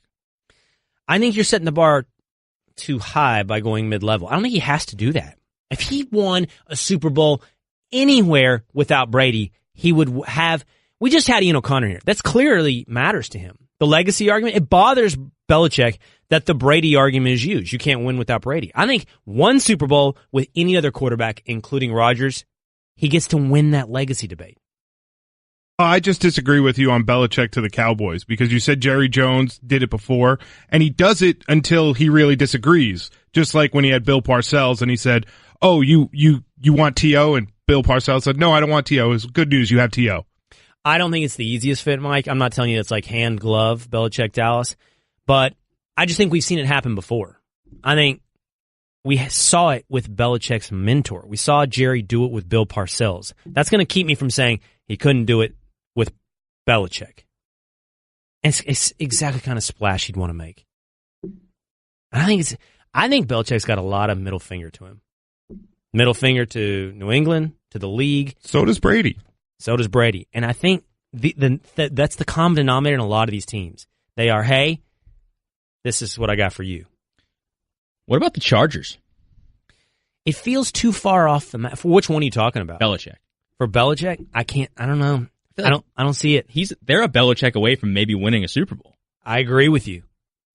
Honestly, I don't have any deeper reason to tell you I cannot picture Belichick standing there in a Chargers jersey or a Chargers like hoodie. So you think Phillip Rivers could win a Super Bowl with Bill Belichick? Is that what you're saying? Yeah. Okay. So he'd be one of 15? Go ahead. Do what you want to do. Go ahead. You've been sitting on this for an hour. Go ahead. 2014, the comments were made. Okay, hold on. This is the thing. I already interrupted you. I find this quote by a New England assistant absolutely egregious. It's not that we think that 32 teams could win a Super Bowl in Belichick's system, or 32 starters. A Super Bowl. No, I'm sorry. Super Bowl caliber. It's not that we think that Belichick's system could make Super Bowl quarterbacks out of all 32 starters, but if you gave us any of the top 15, we could do it. I don't think the coaches view Tom as special as everyone else in football does. Mr. Kraft thinks Tom is the greatest gift ever, but the coaches don't. Insanity. Go ahead, Mike A. That's ridiculous. So Aaron Rodgers, he could win a Super Bowl with him. I'm going top 15 here. In 2014, Bill Belichick can win a Super Bowl with Aaron Rodgers, Drew Brees. Hold on. You're saying one Super Bowl? Yes. I don't feel like that's what's being said. Well, that's what I feel is being said. It's not what's being said. That is exactly what's being said. It's what you're saying to try to win the debate. And I'm gonna. Peyton Manning, Russell Wilson, Ben Roethlisberger, Matt Ryan, Phillip Rivers, Andrew Luck, Eli Manning. Those are givens.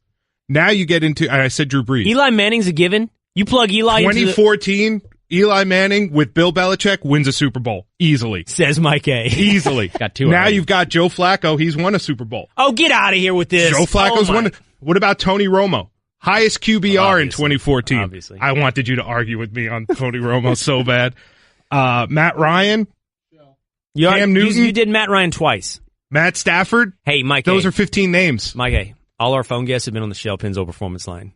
I think Mike That's got you. ridiculous. He did not. You just got, dude. Got him. I think you guys are, you know what I think you are? Blasphemous. It's blasphemy. 15 Your Stephen A. quarterbacks. needs work. You do Stephen A. Do it. Do your Stephen A. again. He's a bad man. Thank you for listening to the Will Cain Podcast. You can listen to the Will Cain Show live weekdays at 3 Eastern on ESPN Radio and on the ESPN app. The Will Cain Podcast. Guys, let's be real. When you look good, you feel good. At the JCPenney wardrobe sale, you can get 50% off select men's suits, separate sport coats, dress pants.